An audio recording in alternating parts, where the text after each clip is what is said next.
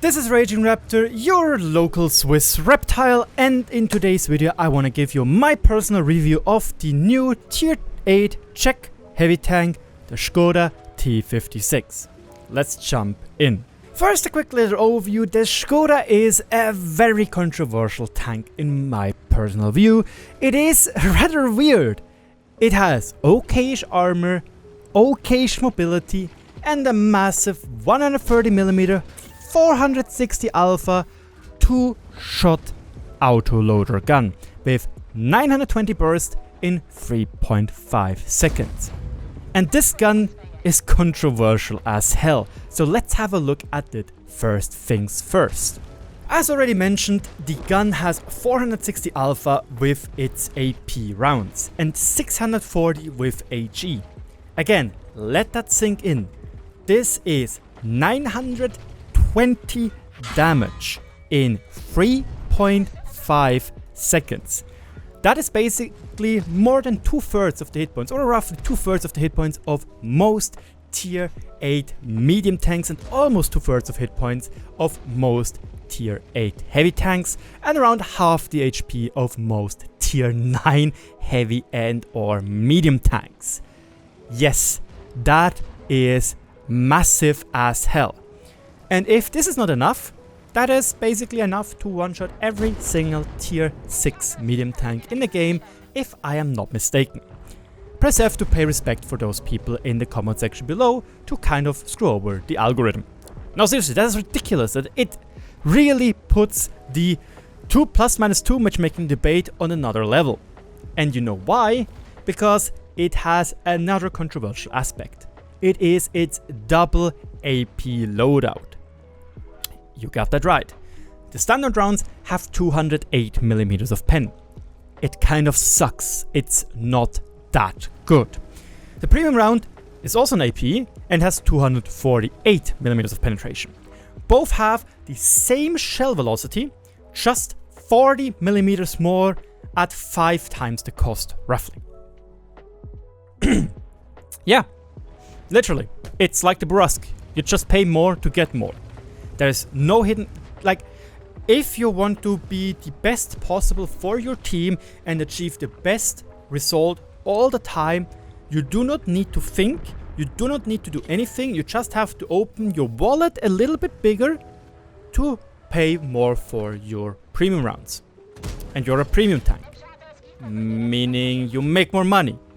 So the chances of you losing money are incredibly slim. I really hate this kind of game design. The Bisonte actually did it a little bit better, as it had AP rounds as standard and heat rounds as premium. The heats might be a little bit overtuned with 270, so while I was free marking it, I basically only spammed those. If it would have been around 250, you actually would have been actively promoted to change the different types of shells, which I still do with the Skoda, because with Intuition fully stacked out and pretty decent vents in there, bounty vents, you have around a 4.4 seconds clip switch time, which is actually very nice if you know you are going to face off against a lightly armored vehicle, because 1280 damage in 3.5 seconds on average with the HE rounds if they pen, and they have 68mm of penetration, which is quite a lot. You can remove most Tier 8 lightly armored vehicles. Brusque, it's gone. Scorpion G, it's gone. Su-130 PM, it's gone. Stage 2, this is a juicy 2/3 of his HP basically gone. Now seriously, that is actually a lot of fun with this tank, but it still doesn't remove the fact that this gun is incredibly strong in some situations. The gun itself is a 130mm gun, meaning it has pretty good, well, how should we say, module damage. Like, you can get quite a lot out of it. The overmatch mechanic doesn't really influence it as much, because it basically can overmatch everything what a 122mm gun can overmatch.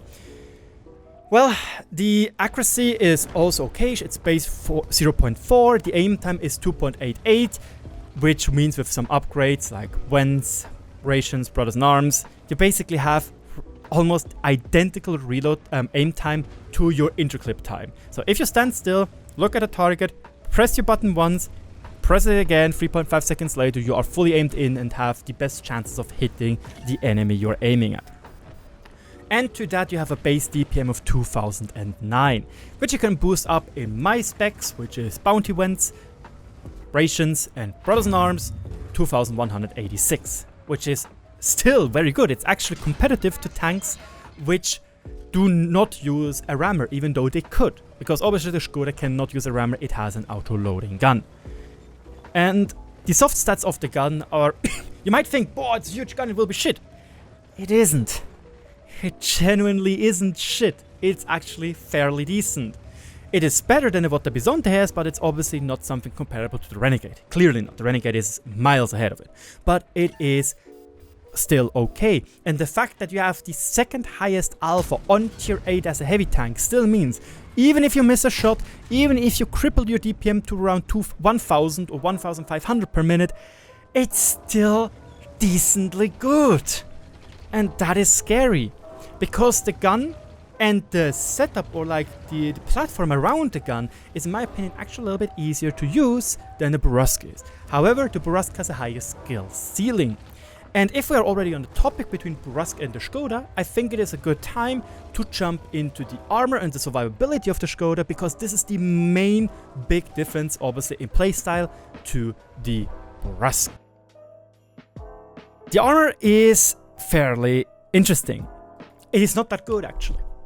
Like, your typical tier 8 heavy tank has a 54% pen chance on the side of your turret, on the side of your gun mantlet. And with AP rounds. I know Defender has pretty high standard pen, but that is still very good here, you know, that is still reasonably good. Then you obviously have the cupola, which is 170mm thick right here. You do have a little bit of spaced armor, which will help you against heat rounds. You have an upper front plate with 100, lower plate 85, side 70, we'll get to that in just a second. And you have the gun mantlet, which is very sturdy. Didn't really have issues with that so far. And you have those additional armor plates, which are 50mm thick, trying to help you against heat rounds. Which they don't really do, because the heat rounds, which are usually shooting at those places, have so much penetration in heat capabilities that it doesn't really matter, like they will just go straight through.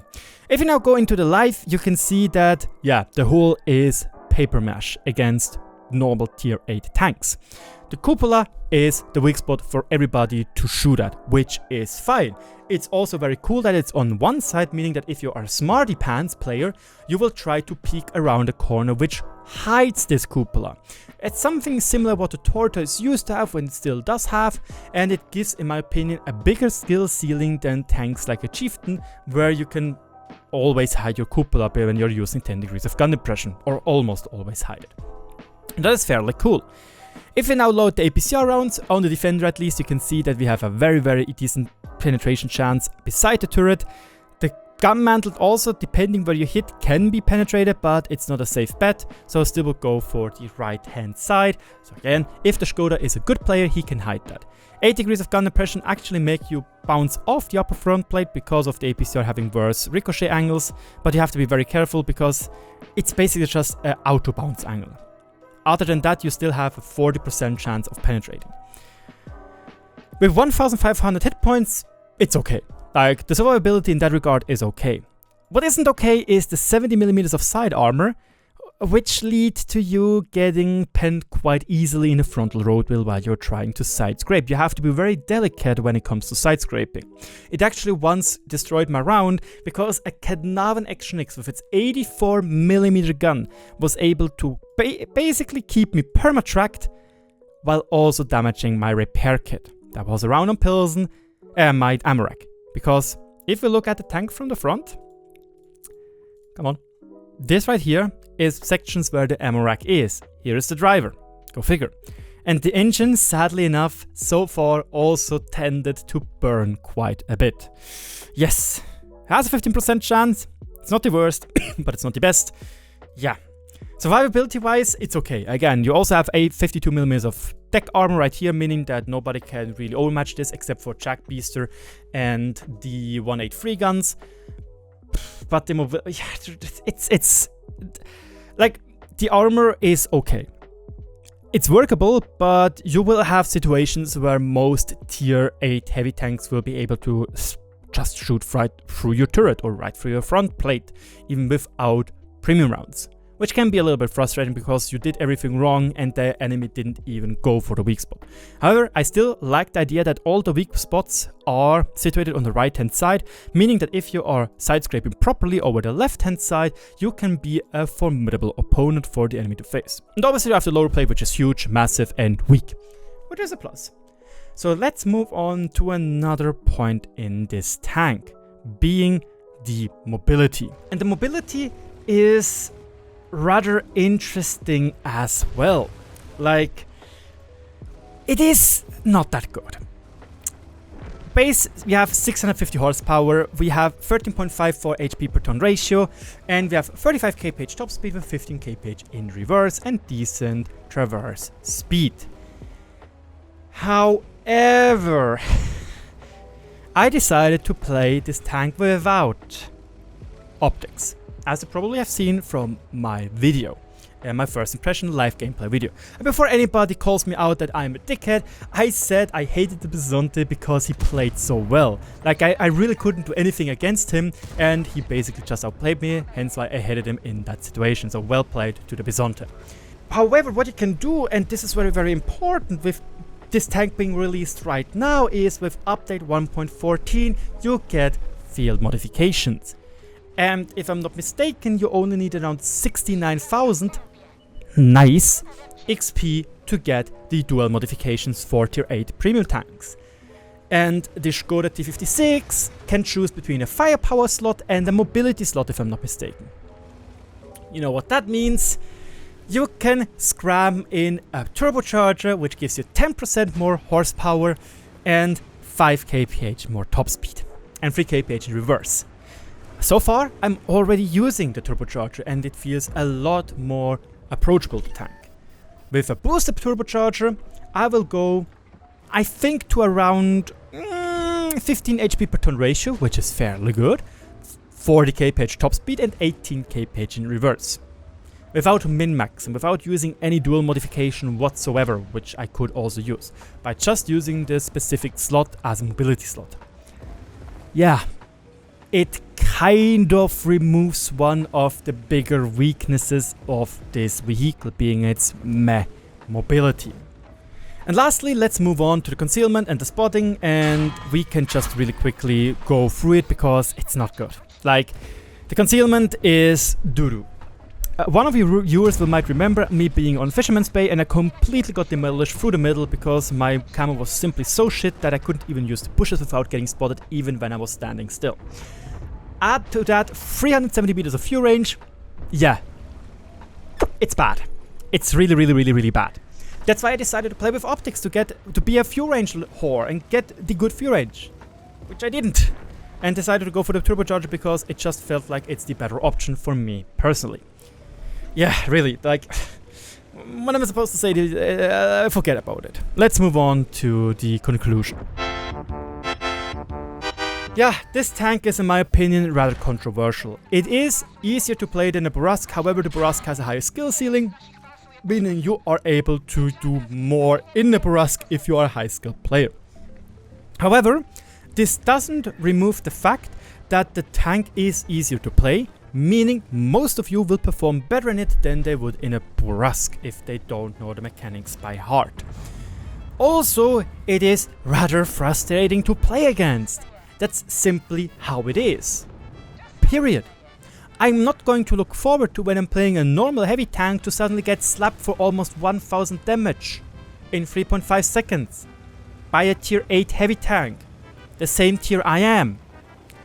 And the fact that you basically don't need to use your brain, but just open your wallet a little bit bigger to get just a better round without any drawbacks, except for, again, opening your wallet a little bit more, is kind of sad. Because with intuition you have around 4 seconds to change the clip speed, the interclip time, which is cool. It's super cool feature, and it makes this tank very situational. You can really use it in most situations. You can go for HE rounds and so on. You could have used heat rounds if you know, oh, I need to have something against a very specific plate or something and so on. I don't want to lose pen over distance, etc. Would have been a lot more interesting than just literally giving the same round just 40 more pen. And the pen still stacks. 248 is bad. And you will notice that in tier 10 games. And that is just, in my opinion, very sad. The tank just feels not properly balanced in the bracket it resides in the +-2 bracket. Against tier 10s, it feels very underwhelming because of the very bad pen. 920 damage still hurts to any tank. And if you're top tier and you suddenly can wank on tier 6s, especially medium tanks, they're going to hate their lives and their life decisions to fight you, because you just obliterate them in 2 shots. So yeah, I was talking to other CCs, most notably Svitman, and he said, in his opinion, and I have to agree with him, is this tank is one of the best heavy tanks on tier 8 premium in the game. Like, if the Object 703 version 2 is the best heavy tank, this is a close second. Maybe even the second. With other tanks, maybe the Renegade being also up there. It is a very good tank in my opinion. However, it does have some drawbacks, being its lackluster mobility, the weirdish armor, and obviously sometimes the derpy gun. But it's definitely, in my opinion, easier to use than a Borask is, and I kind of feel like it's very frustrating to play against if you're a lower tiered opponent. But yeah, that is my review to the Skoda T56. If this video was helpful, let me know that in the comment section below and with a thumbs up. Don't forget to subscribe and hit that bell icon. And don't forget, this is the Cunt-Tier Content you see. Und mit diesen Worten, danke vielmals fürs Zuschauen. Ich hoffe, ich habe euer Hirn nicht überstrapaziert. Strapaziert.